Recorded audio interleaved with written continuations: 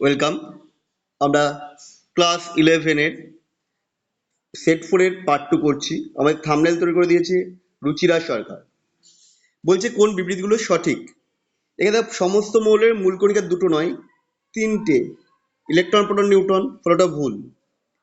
ইলেকট্রনের ভর 9.1 × 10⁻³ কেজি, এটা ঠিক। কোনো মৌলের সমস্ত আইসোটোপের রাশি ধর্ম একই, এটাও সঠিক। প্রোটন ও ইলেকট্রনকে সামগ্রিকভাবে নিউক্লিয়ন বলে, এটা ভুল। পরে দেখি ডাল্টনের পরমাণুতে পরমাণুকে মৌলের ক্ষুদ্রতম কণা হিসেবে ধরা হয়, এটাও সঠিক। অর্থাৎ আমাদের সঠিক হচ্ছে 2, 3 এবং 5, দ্যাট মিনস অপশন সি। 300 হতে আর ভর ইয়ে বলে দিয়েছে, ভর বলে যেত, তাহলে ডেল ভি কত হবে? 300 0.01%, দ্যাট মিনস 3 × 10⁻³ তাহলে তোমাদের অবস্থানের অনিশ্চয়তা বের করতে হবে। That means del x equal to, এটা আসছে h/4πm ডেল ভি। ডেল ভিটা হয়ে যাচ্ছে, এখান থেকে পেয়ে গেলাম। এম হচ্ছে এইটা, আচ্ছা এইচ এর মান বলে দিয়েছে, এটা পায়ের মান হচ্ছে 3.14। এগুলো সব করে তোমরা পুট করে দাও, পুরো অ্যান্সার যেটা আসবে সেটা হচ্ছে, পুরো ক্লিয়ার করে দিলে পাওয়া যাবে না। অ্যান্সার হচ্ছে আমাদের অপশন এ হবে। পয়েন্ট নয়টা দেখো, একটা ইলেকট্রনের স্থিতিশক্তি।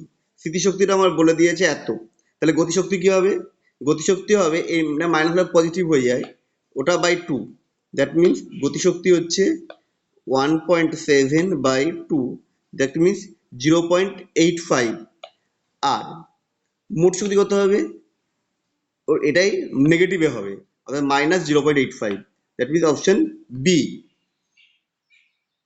পর্যায় সারণীতে 4f এবং 5f আভ্যন্তরীণ সন্নিহিত মৌলদের পজিশন আলাদাভাবে স্থান দেওয়া হয়েছে, এটা সঠিক। পজিশনিং অহেতুক বড় হয়ে যাওয়ার বন্ধ করা হয়েছে এবং একই শ্রেণীতে প্রায় একই ধর্মের মৌলগুলিকে স্থান দেওয়ার নীতি মেনে চলা হয়েছে। অর্থাৎ এ ও আর উভয় সঠিক এবং আর হলো এর সঠিক ব্যাখ্যা।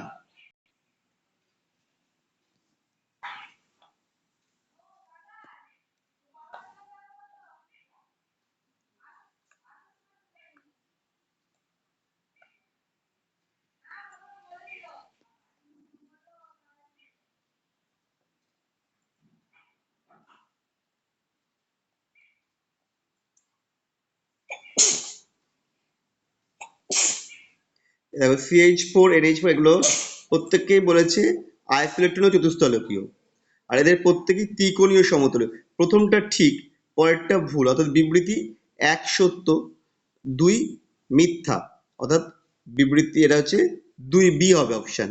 আমাদের ভিডিও কেমন লাগলো কমেন্ট করে জানিও। আবার দেখা হবে নেক্সট ভিডিওতে।